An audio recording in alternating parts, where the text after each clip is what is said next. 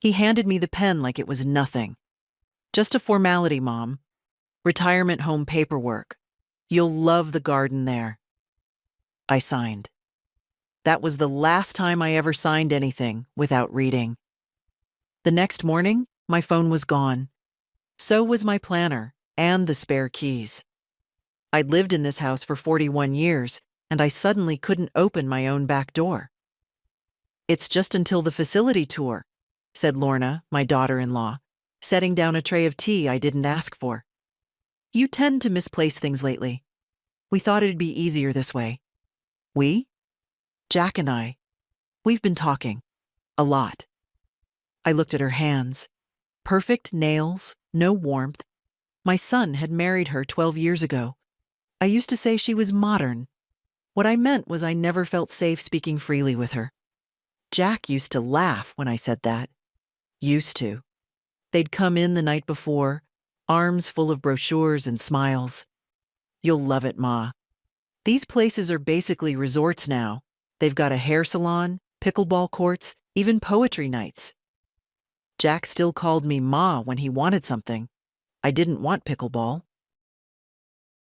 I wanted my own damn chair by the kitchen window, my crossword pile, my chipped mug from 1989. I wanted my life. The life I'd built alone after Walter died. It's just a tour, Jack had said. They won't even keep you if you don't like it. So why take my keys? The brochures were still spread out on the kitchen table, pages glossy with fake smiles, elderly women in matching cardigans, men playing chess in what looked like bank lobbies, all sterilized, staged. I sat down and opened the drawer where I kept my bills. Empty. Same with the folder where I stored medical receipts. I checked the cupboard above the fridge, my nobody ever goes there shelf. The envelope with my will, untouched. But my insurance file was missing. At 78, you don't panic easily. You catalog. You inventory what's real. So I made tea. Not the one Lorna brought. I poured it out. Something about her sweetness was bitter underneath. I sat in silence and remembered what Jack had said last week, almost offhand. You know, some of those memory tests would be good for you. Just baseline stuff. I'd laughed, but I wasn't laughing now. That afternoon, my granddaughter June called. She's 25, always rushing between classes and side jobs, but she never forgets me. You okay, Gran? She asked. Tell me something, sweetheart, I said. When's the last time someone called you confused? She was quiet. Then, who said that? No one yet, I said, but I think they're about to. They started calling it the transition, as if I were a file being transferred, not a person with a name and a history. We just want what's best for you, Jack said that evening, standing in my kitchen like it was already his. You've always taken care of others. Let us take care of you now. I watched him pour himself a drink from my cabinet. Bourbon, Walter's bottle, half gone. What's this place called again? I asked, feigning interest. Brookview. He said it like a magic word. Private, very selective. Lorna's cousin used to work there. I nodded slowly. And this cousin, did she quit or get fired? Jack paused. She moved. I'd taught high school English for 33 years. I could smell lies before they were fully formed. This one reeked of stale desperation. I walked to the hall closet, opened it, and stood still. My coat, the navy one with the hidden cash pocket, was missing. So was the small, rolling suitcase I kept ready, just in case. Gone. You didn't, I said without turning around. Ma, you said yourself you don't like traveling anymore, Jack replied. I turned. I didn't say I'd stopped living. That night, I lay in bed staring at the ceiling. I used to count the little cracks up there when Walter snored too loud. Now, I counted decisions I had let slide. The day I gave Jack access to my utility account. The time I let Lorna organize my pills. The time I didn't ask why my mail started arriving already opened. Little cuts. Now they were bleeding. Morning brought more of the same. Lorna made porridge. Too much cinnamon. She hummed as she placed it in front of me, then watched until I took a bite. "You're so good, Marilyn," she said. "So cooperative. As if I were a patient or a child." I chewed slowly. Thought about what June had said last night after I told her about the coat. "I'll look into it," she whispered. "But be careful. If they're setting something up, you don't want to give them any fuel." "What kind of fuel?" "Anything they can twist. They only need a few sentences, Gran. One erratic moment." I looked at the woman across the table, stirring her tea with robotic precision. "You're watching me," I said. She blinked. "Excuse me?" I said, "You're watching me." "Not because you care, because you want me to crack." She smiled. "You should eat before it gets cold." I did. Then I smiled back. If they wanted a breakdown, they'd have to wait. I was just getting started. The appointment was for 10:30 a.m. Jack drove me, humming along to the radio like we were headed to brunch. Lorna stayed behind to tidy up, her words. I didn't ask what she planned to tidy in a house that wasn't hers. "You'll like Dr. Mencken," Jack said as we pulled into the lot. "Very respected. He does these intake assessments all the time, totally routine." The building looked like a dentist's office, but the door was locked from the inside. Jack rang the bell. A young man in scrubs opened it. "We've got a new client," Jack said. Client. Dr. Mencken was a small man with a polished forehead and too many degrees on the wall. He offered me tea and asked if I knew what year it was. I smiled. "It's the year my son lost his conscience." Jack didn't laugh. The session lasted 28 minutes. He asked about my sleep, my memory, if I ever felt disoriented or confused in familiar places. I answered calmly, clearly. Then he pulled out a form. "This is just to confirm that today's assessment was voluntary."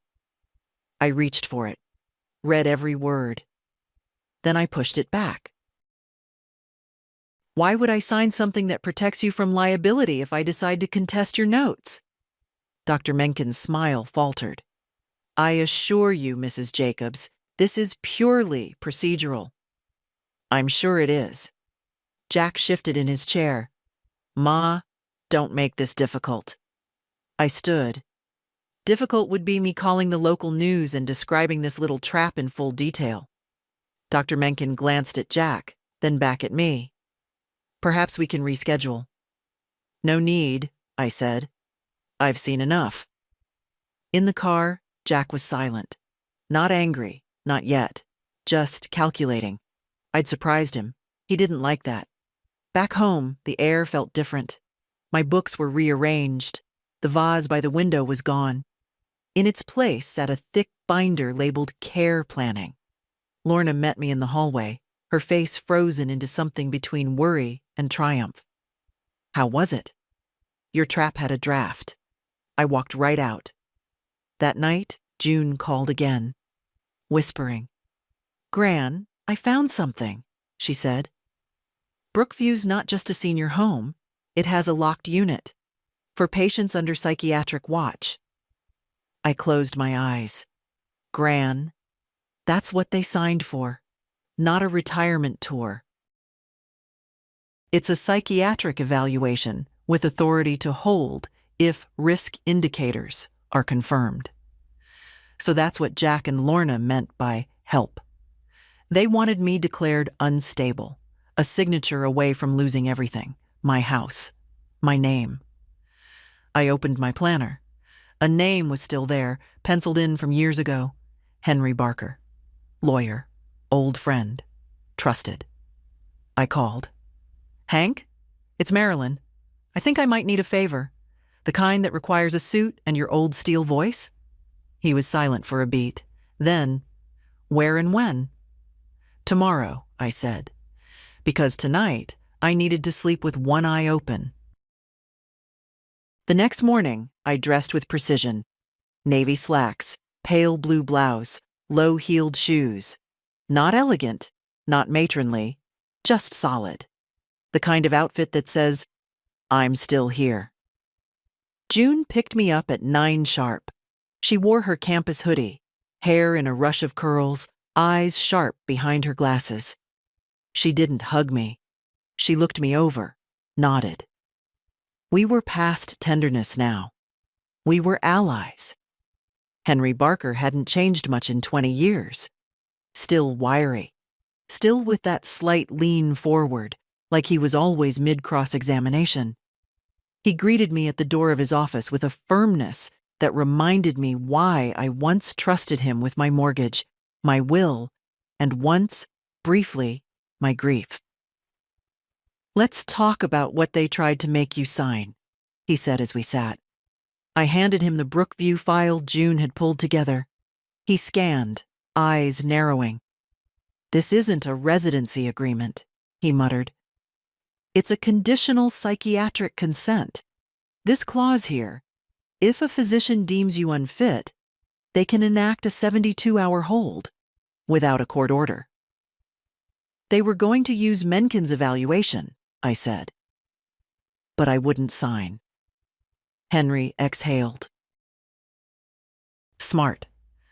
They've taken keys, searched my files, rearranged the house. And your accounts? I think they haven't touched them yet, but they're circling." Henry leaned back. "We'll lock it down." He drew up a revocation of all powers of attorney. Jack had one from years ago, unused till now. We drafted a statement voiding all authorizations, notarized it on the spot. Then June and I drove straight to the bank. It's funny how quickly people take you seriously when you have a lawyer's letterhead in your purse. My account manager, a pleasant woman named Trish, looked visibly alarmed when she read the documents. "Mrs. Jacobs, I wasn't aware your son had any active instructions, but we'll freeze everything pending confirmation." "Good," I said. "And I'd like to open a new trust account in June's name. I'll manage it, she'll inherit it. Everything goes there." Trish blinked. "All of it?" "All of it." We left the bank with new paperwork, new passwords, and a sense that something was shifting. Not just the money, the dynamic, the silence that had hung over our family like fog for years. It was lifting. As we pulled into my driveway, June turned off the ignition. "I don't get it," she said quietly. "How could they think you wouldn't notice? That you'd just go?" I looked at her, my granddaughter, whose face still held traces of the toddler I once bathed in my kitchen sink. "They weren't counting on me being afraid," I said. "They were counting on me being tired." June was silent. I opened the door, stepped onto my porch, and turned the key in the lock. Mine. Again. Let them come now. The door would not open for them the way it used to. They came the next day. Together. Without warning. Jack walked in like he'd forgotten the locks had changed. Lorna followed behind, clutching her purse like it held the truth. Neither looked surprised to see June sitting at my table with a legal pad and my old check register. "We need to talk," Jack said. "I'm listening," I said, not moving. He sat. She didn't. "What happened at the bank?" he asked. "I moved my money," I replied. "To who?" Lorna's voice was thin, stretched. "Not to you." Jack rubbed his hands together. "Ma, let's not turn this into a war." I raised an eyebrow. I didn't start one. "Brookview was supposed to be a soft transition," he said. "A safe space. With your memory, we thought—" "My memory is fine," I interrupted. What worries me is yours. Specifically, the part where you forgot I'm not dead yet. Jack sighed heavily, turning to June. And you. What is this? You don't think helping her hide money is going to blow back on you? She's not hiding anything, June said calmly. She's protecting herself. From you. Lorna stepped forward. You have no idea what it's like taking care of someone in decline. I looked at her. I do. I buried my mother in this house. I fed her when she couldn't hold a spoon. I wiped her face after strokes. I never once tried to have her committed. Silence. Jack leaned forward, lowering his voice. You're paranoid, Ma. That's exactly what we're worried about. You should be worried, I said, meeting his eyes. But not about my mind. I pulled out the file Henry helped me assemble. The revocation notice. The notarized letters. The bank's acknowledgement of trust transfer. I slid them across the table. You don't have access to my finances. You don't have legal right to make medical decisions. And if either of you steps foot in this house again without my consent, I will involve the police. Lorna scoffed. You'd have your own son arrested? I stood. I'd have a stranger arrested. That's what you are now.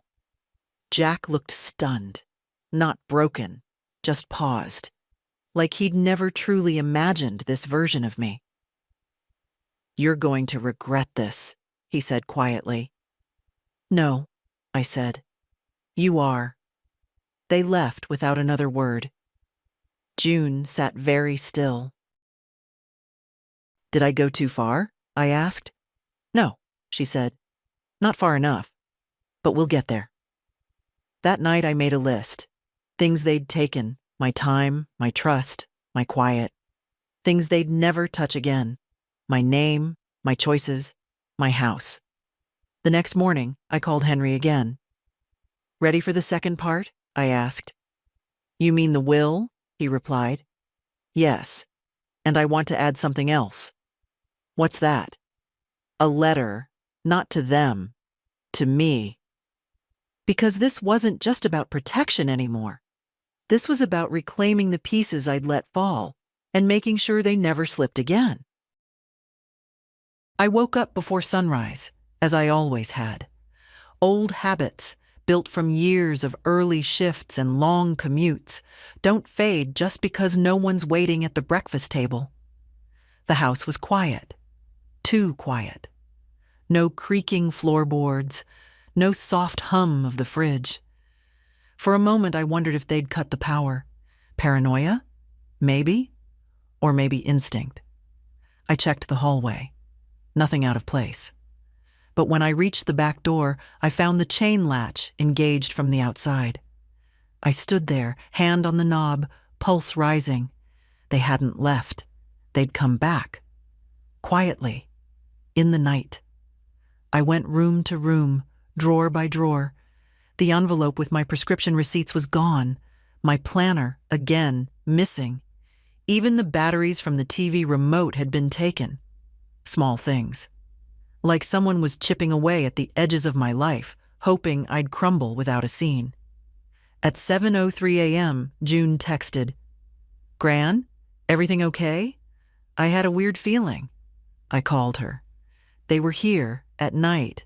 Door was chained. Jesus, are you sure? I walked to the window and pulled the curtain slightly. Across the street, a car I didn't recognize idled near the curb. Engine running, lights off. You tell me. I'll be there in 20, she said, already moving. By the time she arrived, the car was gone.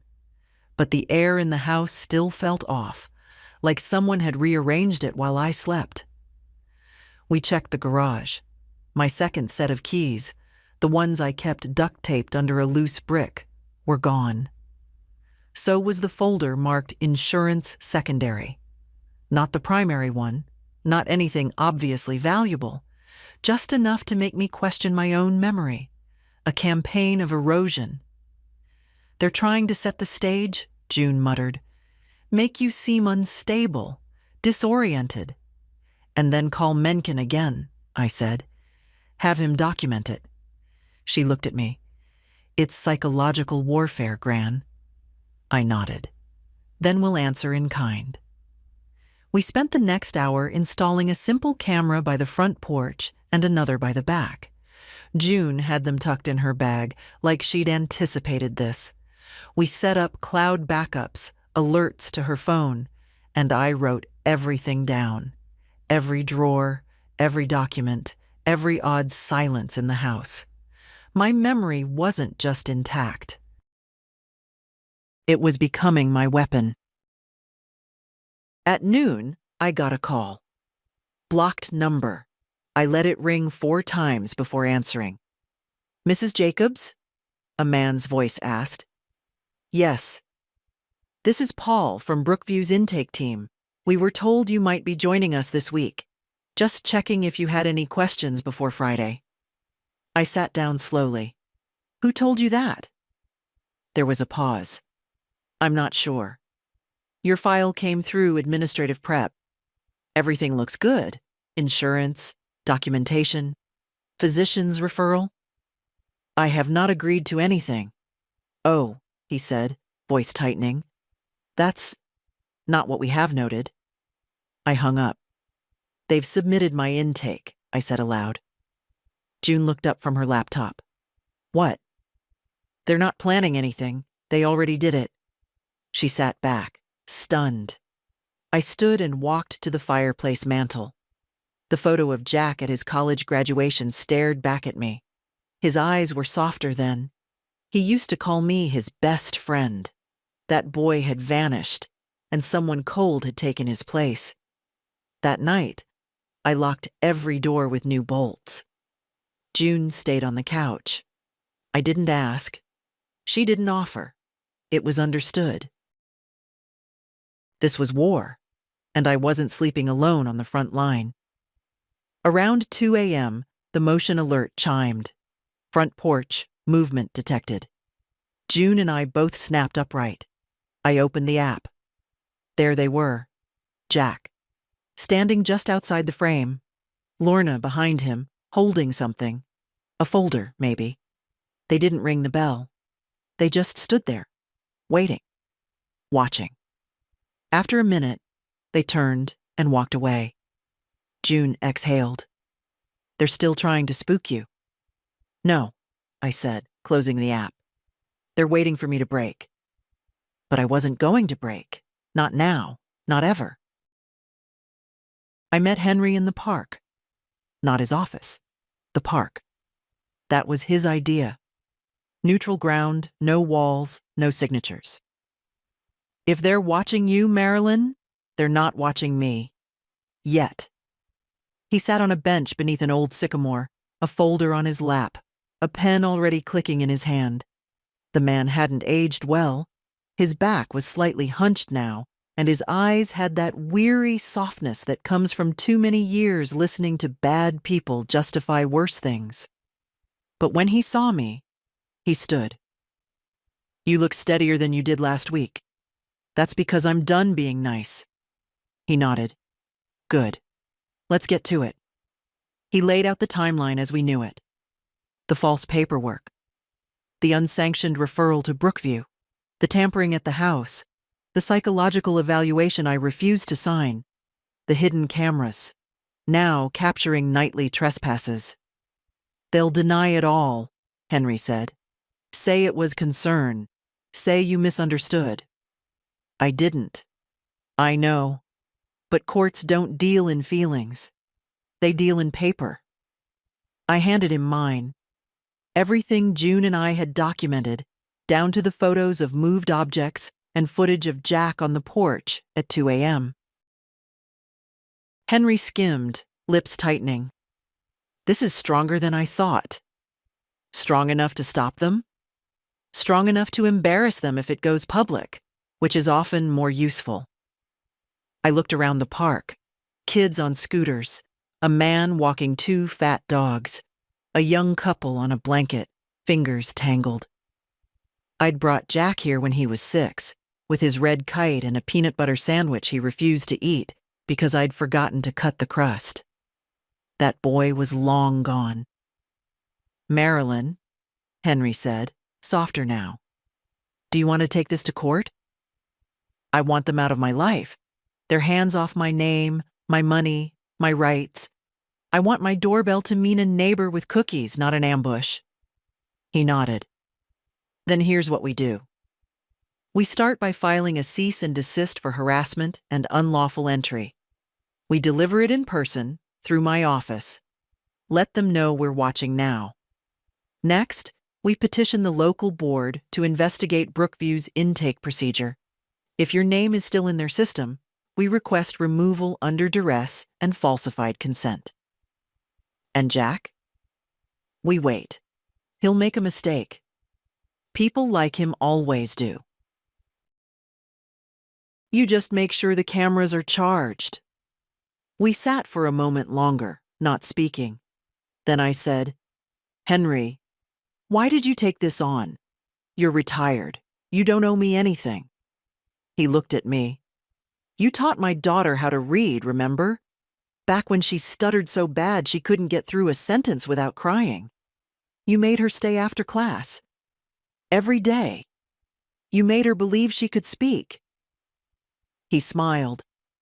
"She's a radio journalist now, runs her own show." My throat tightened. "You saved her voice, Marilyn. Now we save yours." I walked home through the long streets of my neighborhood. Trees I'd watched grow old. Houses that had watched me do the same. When I reached my front gate, I turned the key in my hand. This house had never asked anything from me, only to be kept, lived in, remembered. And I would keep it. Until the very end. June brought croissants that morning. "You need real food," she said, shoving the greasy bag into my hands. "Warriors don't run on tea and air." We sat at the table in silence, the sunlight barely brushing the rim of the window. I hadn't slept much. Every creak in the house had me wide-eyed, but there was no new footage, no new trespassing. "They're regrouping," June said, "licking their wounds. Or planning something worse." She didn't argue, just reached into her backpack and pulled out 2 thick envelopes. "These came this morning. Certified mail. One from Brookview, one from Jack." I opened Brookview's first. A thin, clinical letter. "We regret to inform you that your reserved residency slot has been released due to incomplete authorization documentation. No charges incurred." They'd backed off, quietly. Jack's envelope was messier. 2 pages, typed. Formal tone. "Mom," he no longer called me Ma, "we're concerned about your recent behavior. Refusing medical guidance, making financial decisions under apparent duress, alienating family. June has been emotionally unstable for years." I stopped reading. "Guess I'm the unstable one now," June muttered, reading over my shoulder. "Charming." I placed the letter down, carefully, as if it might explode. They're not talking to me anymore. They're building a record. For someone else to read. "Courts?" I nodded. "Maybe even APS. Adult Protective Services." June leaned forward. "Gran, we need to go public." "Meaning?" "Meaning we go on the offense. No more waiting. You file the cease and desist Henry drafted. I send the Brookview intake letter to the local ombudsman, and we file an internal complaint against Dr. Mencken. His evaluation was never authorized, but it's already in your file." I checked. I stared at her. "You hacked Brookview?" I Googled the unsecured internal intake portal. Not my fault if their IT guy is lazy. I laughed. My first in days. "You would have made a good lawyer." "No thanks," she said. "I like my soul." By noon, the cease and desist was notarized and hand-delivered to Jack's office. Henry arranged it. "No ambiguity," he said. They'll know we mean business. An hour later, Lorna called. I didn't answer. She left a message. We're just trying to protect you, Marilyn. You may not see it now, but we've done everything out of love. You're making this ugly. Let's not let this go to lawyers. Let's remember we're a family. I deleted it. At 4, the doorbell rang. Not Jack, not Lorna. It was Margaret, my neighbor. 71, twice divorced, sharp as a blade. She held a lemon pie and wore the look of someone who knew everything, but waited for you to admit it first. I heard things are complicated, she said as I let her in. Complicated's a polite word. She sat, uninvited, and cut us both a slice. You know, she said, my niece works for Brookview. Admin, just entry level, but she hears things. She told me they've had a spike in silent intake referrals. Quiet paperwork. Done by relatives, usually for women, usually older. I put my fork down. She said it's growing. The system favors the relatives. Fewer questions. Easier billing. Easy to make a woman look confused if you take enough from her. I felt the pie turn heavy in my mouth. Don't let them push you out, Marilyn, she said. You built a life. You're still in it. I nodded. I won't. That night, I wrote my own letter. Not to Jack, not to Brookview, to myself. A record, a voice. I remember who I am. I remember the street I was born on, the taste of my mother's jam, the name of every student who ever cried in my classroom. I am not confused. I am not fragile. I am not done. I folded the page and placed it in my safe. Then I turned off the porch light and locked the door. It was my door. Still. By Friday, the letter from Adult Protective Services arrived. Not a visit. Not a call. A letter. We have received a referral expressing concern about your cognitive and emotional well-being. We are required by law to conduct an in-person assessment within 10 business days. Please contact us to arrange a suitable time. No signature, no name, just APS Intake Coordinator. I sat at the table holding that letter like it was an X-ray showing a fracture, not visible from the outside, but deep and splintered underneath. I'd taught students who wrote better than this. The passive voice was the clue. It's always the clue. We have received from Jack or Lorna, no doubt. Likely both. I called Henry. They're accelerating, he said. Brookview didn't work, so now it's government. Can I refuse the visit? You can, but it could backfire.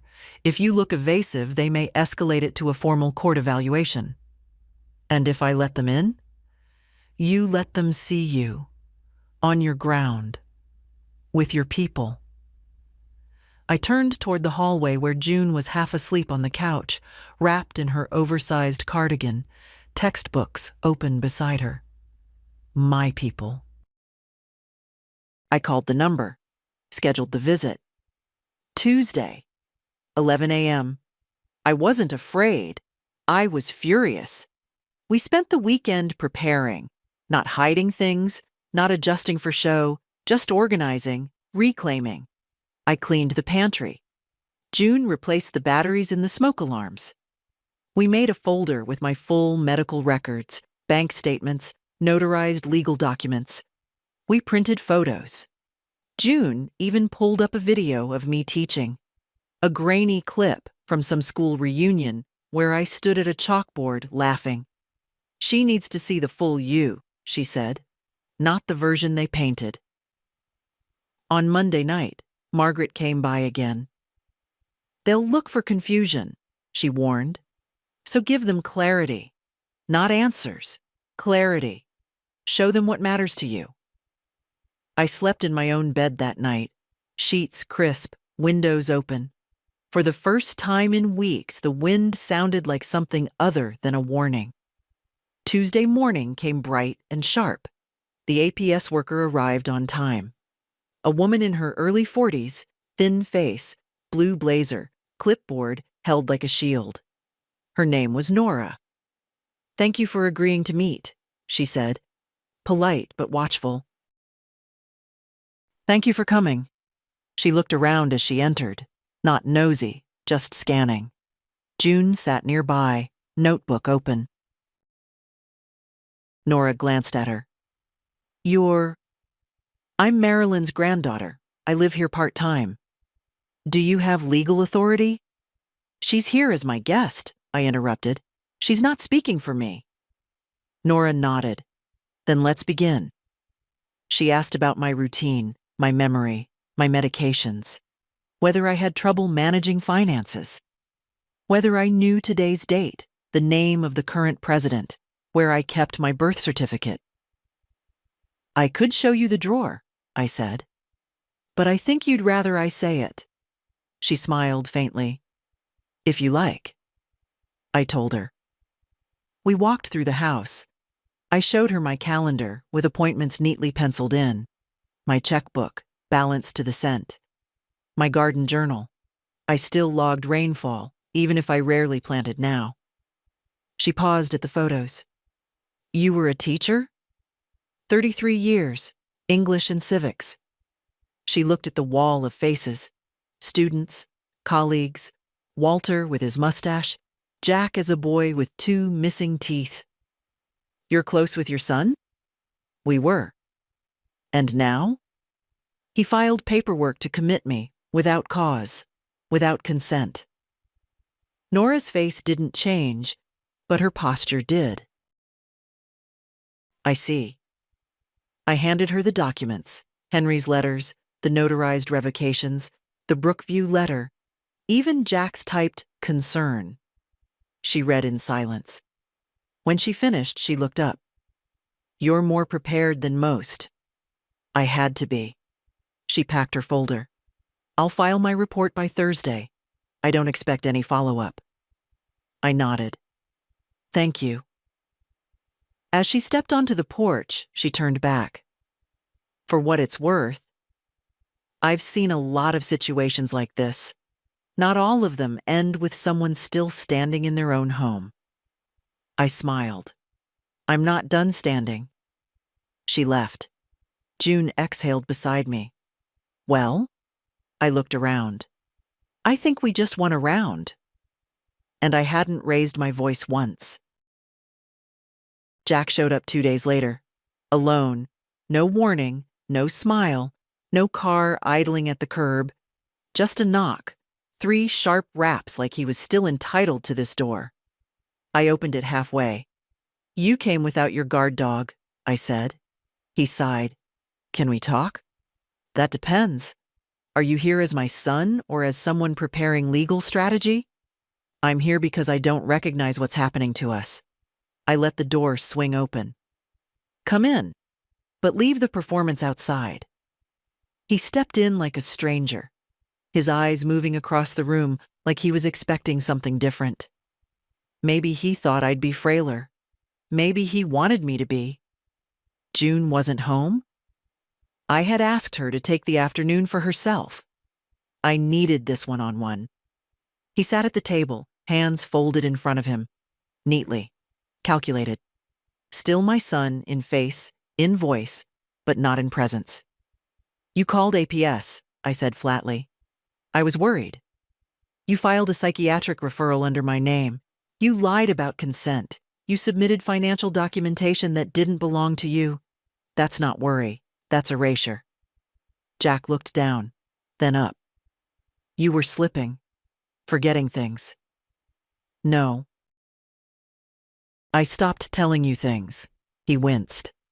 "I didn't want pickleball and group crafts. I wanted quiet. I wanted the right to eat soup at 2 a.m. in my own kitchen without being checked on like a patient." "You think I wanted to lock you up?" "I think you wanted me compliant. Soft. Out of the way." Silence. He shifted. "Lorna thought, don't bring her into it. This isn't about her. It never was." He looked older than I remembered. heaviness around the eyes, the kind that comes from things you thought would be easy turning hard.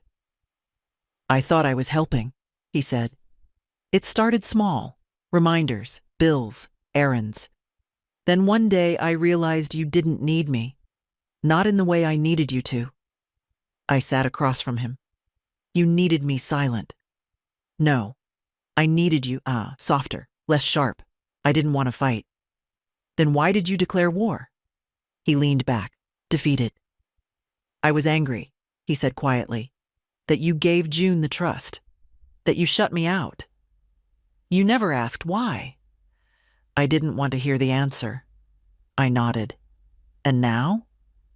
Now I'm trying. Too late, maybe. But I'm here. We sat like that. Two people across years of misunderstanding. I looked at his hands. Broad palms, still calloused at the base from years of woodworking. Hands that once lifted me when I fell in the driveway. Hands that signed paperwork behind my back. You broke something, Jack, I said softly. Not just trust. Dignity. Mine. Yours. He swallowed. Do you hate me? He asked. No, I said. I grieve you. That's worse. We didn't speak for a while. Then he stood. I'll go. I didn't stop him. At the door, he turned. Is there any way back? I looked at him. Really looked. For the first time in months. I don't know, I said. But it doesn't start with questions. He left. That night, I pulled out the photo album again. Not to reminisce. To remind myself that love doesn't erase damage. It doesn't undo it. But it can sit beside it, quietly, if you let it. And for the first time, I wasn't sure if I would. The psychiatrist arrived in a beige raincoat and canvas shoes. Her name was Dr. Elaine Porter, a quiet woman in her 50s, with the kind of face that had seen too many aging women folded into silence. She wasn't from Brookview. She wasn't from Jack's list. She was mine, Henry's referral, independent, unaffiliated, real. We sat in the sunroom. I poured tea without shaking. No makeup, no pearls, just me, with my memory and my voice intact. I appreciate you coming, I said. I appreciate being asked, she replied. Most people only see me when it's too late. She didn't take out a clipboard. She didn't record anything. She just asked questions, then listened. Tell me about this year, she said. I turned 78. My son tried to declare me incompetent. My daughter-in-law made a binder labeled Transition Plan. My granddaughter saved my life. Did you expect that? From Jack? No. From June? Always. And what would you say changed in you? I stopped being afraid of their comfort. She paused, nodding slowly. That's not how most people answer that question. I'm not most people. She smiled. I can see that. We talked for nearly an hour. She asked about my career, my marriage, my habits. She asked me to repeat a list of 5 words, then recite them backward. Do you know why I'm here, Marilyn? She asked toward the end. To tell the world I'm sane. No, she said. To tell you. She stood, brushing imaginary dust from her skirt. You're not just competent, she said. You're clear, precise, intact, and angry, but righteously so. I walked her to the door. Will there be a report? Yes. I'll file it with the notary and send a copy to Mr. Barker. It'll be admissible in court should it come to that. Will it? She looked at me, thoughtful. That depends on how much they need to win. The door closed behind her. I stood there for a moment, listening to the house. It sounded quiet, but not empty. When June came home later that evening, I handed her the preliminary report. She read it quickly, then held it to her chest. It's over, she whispered. Not yet, I said, but it's turning. We sat on the porch that night, me in Walter's old chair, June curled on the swing. The moon hung low over the rooftops. Somewhere a dog barked, not in warning, but in recognition. "I was scared," she said softly. "So was I. I thought they'd win. They almost did." She turned to look at me. "What changed?" "I did." And for once, that answer felt like enough. I found Walter's letter in the attic. It was in a box I hadn't opened since the spring after he died. The year I still believed grief had a schedule. June and I were looking for an old file I'd mislaid, and she was halfway down the ladder when I said, "Wait, that box." Inside were postcards from trips we never took, receipts from our first car. His watch still ticking faintly like time had nowhere else to go. And under it all, a single envelope in his handwriting. "For when you forget." I didn't remember ever seeing it. I sat on the floor while June kept searching. "Marilyn," it began. "If you're reading this, I'm probably not sitting across from you sipping terrible instant coffee and watching the birds fight over our fence, which means I need to say this now while I still have the chance. Don't let them shrink you. Not your age. Not grief. Not the long, silent pressure of other people's decisions. You've always made your life bigger, not louder, not showier, but wider, richer. You made mine that way too. If they try to tell you you're too forgetful, remind them you remembered how to raise a boy alone. If they say you're fragile, remind them what it took to keep this house, to keep your dignity, to keep breathing after I left. You are not soft. You are not weak. You are not done. And when they try to decide for you, your home, your money, your mind, say no. Say it with tea still steeping. Say it with your cardigan on crooked. Say it while you bake too much for guests who never show up. Say it even if your hands shake. But say it, because you've earned the right to your own voice. I love you. Always will. W. The paper trembled, but my hands didn't. June watched me read it. She didn't speak until I folded it. "Gran?" "I forgot he wrote like that," I said quietly. "Direct, just enough salt." She nodded. "You okay?" "I think I just remembered who I married." I placed the letter in the drawer beside my bed.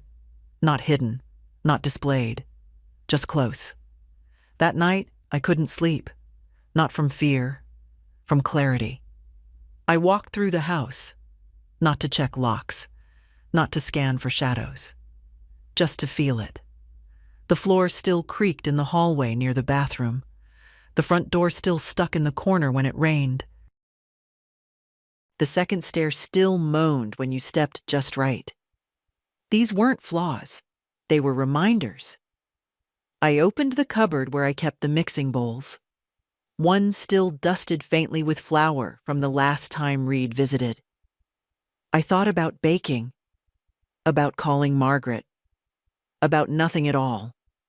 Then I picked up my notebook and began to write. Not legal notes, not timelines. Just truth. I used to think dignity was something others granted. That if I behaved well enough, deferred kindly enough, I'd be allowed to keep it. But I've learned, dignity isn't given. It's claimed. One no at a time. One locked door. One name remembered. One line redrawn, then enforced. I am not going anywhere. This is my home. This is my story. The pen didn't slip once. And neither would I again. The lawyer's office was warmer than I remembered. Or maybe I just felt different walking into it. Not like a client in crisis, but like a woman who had already made her decision. Francine Layton had taken over Henry's practice after his retirement. A younger woman, sharp-eyed, deliberate, respectful in the way only someone who'd read the whole file could be. "Mrs. Jacobs," she greeted me, rising. "I reviewed the documents you sent last week. The trust has been properly transferred. June's role is secure. I nodded. That's good. She waited. I want to make changes to my will, I said. She didn't blink, just pulled up a new file on her screen. Go on? Jack is to be removed entirely. Understood. June receives the house, the remaining funds, and anything else that hasn't already been secured. Francine tapped gently on the keyboard. And I'd like to attach a letter. Not for court, not for drama. Just to explain it. A legacy letter? No, I said. Not legacy. Truth. She looked at me for a moment, her pen hovering. Would you like to dictate it now? I shook my head. I'll write it myself. I know the tone. She smiled. Of that, I have no doubt. After the paperwork was signed, I walked 3 blocks to the post office and sent a certified letter to Jack. Not cruel, not accusatory, just final. You are no longer named in my will. This is not a punishment. This is a boundary. Love is not entitlement, and silence is not consent. I didn't expect a reply. I didn't need one. That evening, I told June. She didn't celebrate, didn't cry. Just took my hand and said, "Thank you." For what? For trusting me with the parts they didn't want. We made soup and sat on the porch with bowls in our laps. Margaret wandered over, uninvited as usual. "Smells like actual nourishment," she said, sitting without asking. I handed her a bowl. "You always show up when things settle." "No," she said. "I show up when you stop hiding." June laughed. She's got a sixth sense for that. I looked out across the yard. The hydrangeas were blooming again, pale and unapologetic. I hadn't tended them in years, but they came back anyway. "Think Jack will contest the will?" Margaret asked. I shrugged. "He can try. He won't get far." "You think he regrets it?" June asked. "I think he regrets getting caught." We didn't say anything after that. Just sat with the night, with full bowls and fewer ghosts. Later, as I washed the dishes, I glanced at the counter, at the folder now bearing my signature and June's. Clean, organized, final. And I realized something. This wasn't revenge. It was inheritance. Not of money, of voice, of self, of peace. Hard won. I dried my hands, turned off the light, and felt, for the first time in years, like no one else had the final word on who I was. The house felt different now. Not newer. God knows nothing here is new. But freer. As if the walls had been holding their breath and were finally allowed to exhale. Even the air had shifted.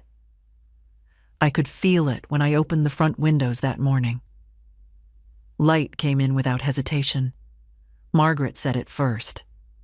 "You walk differently," she noted, sipping her over-sugared tea on my porch. "Less like you're waiting for something. More like you've already decided." I think I have. Decided what? I didn't say. I didn't need to. It was in the way I dusted my shelves without expecting to be interrupted, in the way I refilled the sugar jar like someone who would still be around to use it. That afternoon, the doorbell rang. Not Jack, not Lorna, not anyone in a suit. It was Eloise from down the street, 32, mother of 2, always rushing. She stood there with a paper bag and a shy smile. "I heard you used to be a teacher," she said. "My son struggles with reading. I was wondering—" I didn't let her finish. "Come in. Let's see where he's at." He came by that evening. A nervous little thing with mismatched socks and a tight grip on his book. We read for an hour. Slowly. Carefully. He left smiling, his fingers no longer clenched on the page. The next day, another child. Then 2. June cleared the side room and brought in extra chairs from the shed. "You're a one-woman tutoring service now," she said, laughing. "I always was," I said. I just stopped charging. We made flyers. Nothing fancy. Reading circles with Mrs. Jacobs, Mondays and Thursdays, 4-6 p.m. June handed them out at the coffee shop, the community board, even stuck one under the library door. And they came. Parents I hadn't spoken to in years. Kids who remembered me as the old lady with the slow dog. Some just came to sit, to listen, to be near a place that didn't ask them to buy anything or prove anything. The house filled again. With voices, with breath, with purpose. It wasn't noisy. I still needed my quiet. But it was alive. At night, I'd sit by the window, tea in hand, and listen. To June typing on her laptop. To a neighborhood I had feared I'd vanish from. To the soft rhythm of a life that no longer asked permission. Jack hadn't called in over a week. Lorna never did. I knew that would change. Silence never lasted forever. But I was no longer checking the window for their car. I was no longer flinching at the sound of tires. If they returned, they'd find a door closed not out of fear, but certainty. June came into the kitchen one evening, holding a letter. From the bank, she said. Updated statement for the trust. I nodded, stirring soup. She set it on the table. It's more than I thought. I know. What do you want to do with it? I looked at her. I want you to decide. She frowned. Gran, you earned it, not because you stood by me, because you stood with me. That's different. She didn't answer, just stepped forward and hugged me. Not quickly, not in passing, but long, quiet, full. You saved me, she said. No, I said. You reminded me I didn't need saving, just remembering. That night, I added a new page to my notebook. Sometimes survival looks like locking your door. Sometimes it looks like opening it. The trick is knowing when to do each, and never apologizing for either. This house isn't what they left behind. It's what I rebuilt after, and I still had the key. Jack's letter came on a Thursday. No courier, no signature required. Just a plain white envelope with my name in that tight, precise handwriting he'd inherited from Walter. June found it on the porch and brought it in without comment. She placed it on the table beside my tea, then went to water the tomatoes. She didn't ask if I'd open it. Didn't have to. I let it sit there all day. By sunset, the envelope looked smaller. Or maybe I had grown. Either way, I finally slid it open. Mom, I don't know where to begin, so I'll begin with this. I was wrong. I was wrong to think I knew better. Wrong to act like protecting you meant controlling you. I convinced myself I was doing the right thing, even when every step took something from you. I see that now. Too late, maybe. But clearly, I didn't understand what it meant for a person to grow old on their own terms. I thought autonomy was something you handed over, like a set of keys. I forgot where I came from, who you were, who you still are. I don't expect forgiveness. I just wanted you to know that I hear you now. Finally. Jack. I folded the letter, placed it in the drawer with Walter's, and stood there a moment. It didn't fix anything, but it didn't undo anything either. Forgiveness is a door without a handle on the outside. Sometimes you open it. Sometimes you don't. I left it closed. Not out of spite, but because I wasn't finished being alone in this house. Not lonely. Just alone. With my books. With my tea. With the sound of children reading from the living room twice a week. That evening, I baked a lemon cake. No occasion. No guests. Just a warm kitchen and my favorite chipped bowl. June walked in, sniffed the air. You're not waiting for anyone? No, I said. I'm just letting the house know I'm still here. She smiled, grabbed a plate. We sat on the porch while the sky turned gold. So what happens now? She asked. Now? I looked at her, then at the fence Walter built, the mailbox Jack painted when he was 12, the hydrangeas blooming out of schedule. Now we live. And we did. Not perfectly, not quietly, but wholly. People ask me sometimes, at the post office, at the library when they drop off their grandkids, how I managed it.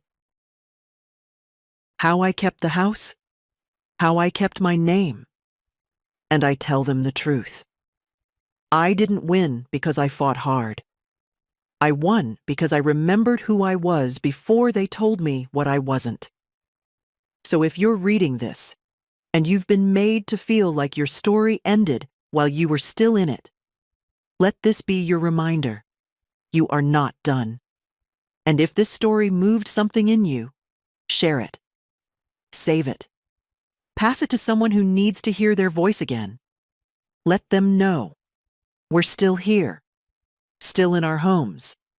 Still in our names. Still choosing. Don't go quiet. Not yet. Leave a comment. Tell your story. Let them hear you.